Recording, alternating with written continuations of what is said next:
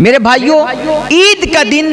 گویا یہ اللہ کی طرف سے اپنے ان بندوں کے لیے ایک خاص تحفہ ہے جنہوں نے رمضان کا مہینہ پا کر کے رمضان کی قدر کی اور اس ماہ رمضان میں انہوں نے زیادہ سے زیادہ نیکیاں کی، صدقات و خیرات کیے، عبادتیں کی، روزے رکھے اور اپنے تمام خواہشات اور لذات کو کچل کر کے اپنے من کو صاف کیا اور اپنے روحانی وجود کو پاک کیا اور رب کی بارگاہ میں وہ محبوب اور پسندیدہ انسان بنے۔ یہ ان بندوں کے لیے، ان خوش نصیبوں کے لیے یہ بارگاہ ایزدی سے ایک گویا انعام بھرا بڑا خاص تحفہ ہے جو تمام طرح کی اپنے اندر سعادتیں، بھلائیاں اور خیر سمیٹے ہوتا ہے اور اللہ کی بے پناہ مغفرتیں سمیٹے ہوتا ہے۔ کہتے ہیں جب عید کا دن آتا ہے نا، عید کے دن سے پہلے جو چاند کی رات ہوتی ہے جس کو حدیث پاک میں لیلۃ الجائزہ کہا گیا،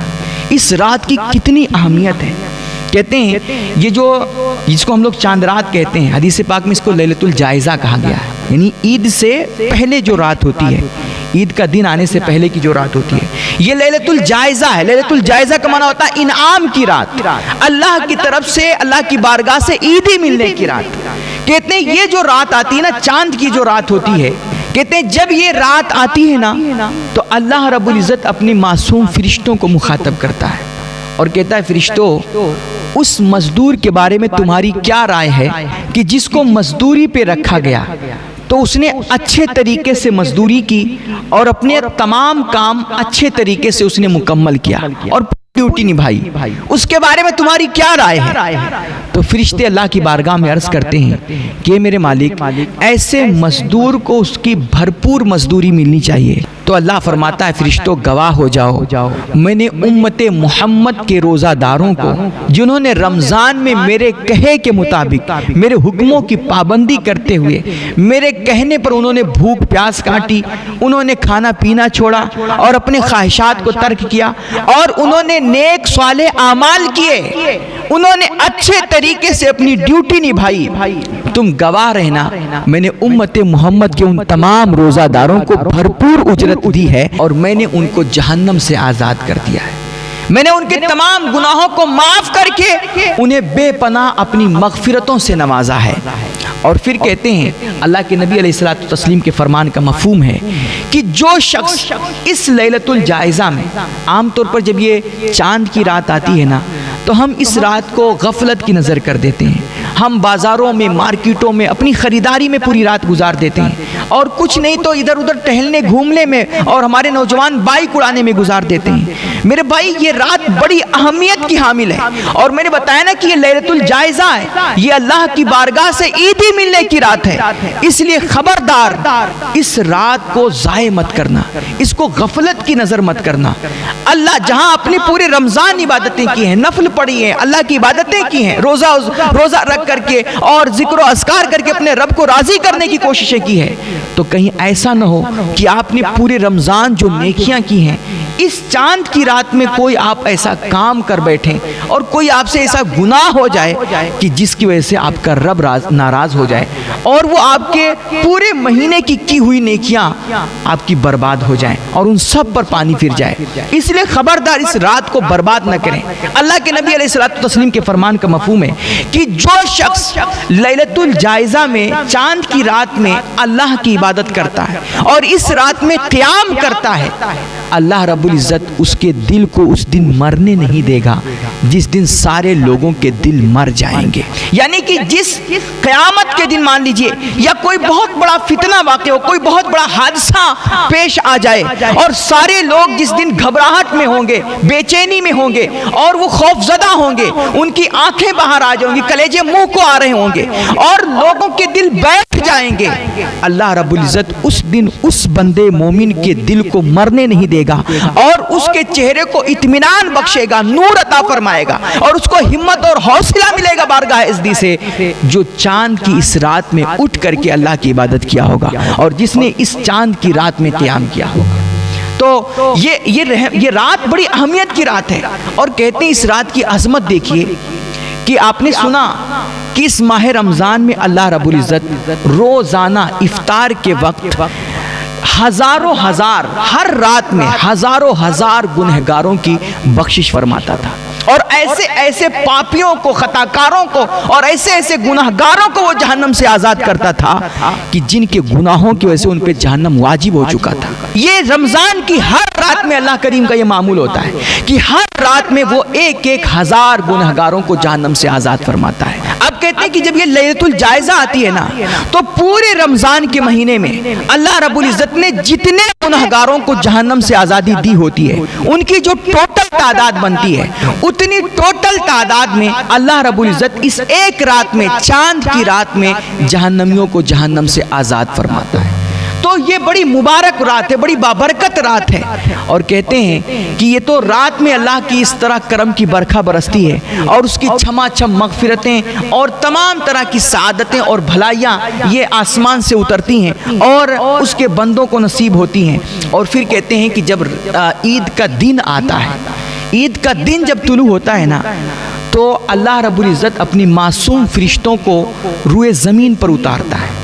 اللہ کے معصوم فرشتے زمین پر تشریف لاتے ہیں اور وہ تمام دنیا میں پھیل جاتے ہیں اور تمام سڑکوں اور گلی کے نکڑوں اور سروں پہ کھڑے ہو کر کے وہ آواز لگاتے ہیں اللہ کے معصوم فرشتے۔ یہ الترغیب و ترہیب کی روایت ہے اور اس کے راوی حضرت سیدنا عبداللہ ابن عباس رضی اللہ تعالیٰ عنہ، وہ فرماتے ہیں کہ جب عید کی صبح نمودار ہوتی ہے تو اللہ کے معصوم فرشتے اس زمین پر اترتے ہیں اور وہ تمام راستوں، سڑکوں اور گلیوں کے نکڑوں پہ کھڑے ہو جاتے ہیں اور وہ آواز لگاتے ہیں معصوم فرشتے کہ اے امت محمد، اے اللہ کے بندو، اپنے اس کریم رب کی بارگاہ کی طرف چلو، یعنی عیدگاہ کی طرف چلو، اس کریم رب کی بارگاہ کی طرف چلو جو کریم بہت زیادہ عطا فرمانے والا ہے اور بڑے سے بڑا گناہ معاف فرمانے والا ہے۔ یہ اللہ کے معصوم فرشتے آواز لگاتے رہتے ہیں اور گلیوں اور سڑکوں پر ان کی صدائیں بلند ہوتی رہتی ہیں۔ پھر کہتے ہیں اللہ کی رحمت کو جوش آتا ہے اور وہ کریم رب از خود اپنے بندوں کو مخاطب کرتا ہے اور وہ اپنے بندوں سے مخاطب ہو کر کے وہ خود کریم آواز لگاتا ہے، اس کی رحمتیں مسکرا کر کے، مچل کر کے امت محمد پہ برس رہی ہوتی ہیں اور وہ آواز لگا رہی ہوتی ہیں کہ اے میرے بندو،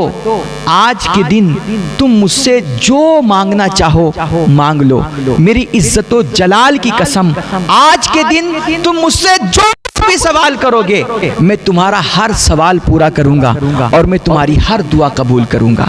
اللہ رب العزت فرماتا ہے کہ آج اگر تم نے ہم سے آخرت طلب کی تو ہم تمہیں آخرت کی بھلائیاں عطا کریں گے، اور اگر آج تم نے ہم سے دنیا مانگی تو ہم نظر فرمائیں گے، دیکھیں گے کہ دنیا میں تمہارے لیے کیا بہتر ہے اور کیا بہتر نہیں ہے۔ اس دنیا میں تمہارے لیے جو کچھ تمہارے حق میں بہتر ہوگا ہم تمہیں دنیا کی تمام بہتری اور بھلائی عطا کر دیں گے۔ اور اللہ فرماتا ہے میری عزت و جلال کی قسم، میرے بندو، جب تک تم میرا لحاظ کرتے رہو گے اور میرے حکموں کی پابندی کرتے رہو گے میں تمہارے تمام گناہوں پہ اور تمہاری تمام خطاؤں پہ پردہ ڈالتا رہوں گا، تمہارے تمام عیبوں کو چھپاتا رہوں گا۔ اور میرے بندو سنو، میری عزت و جلال کی قسم،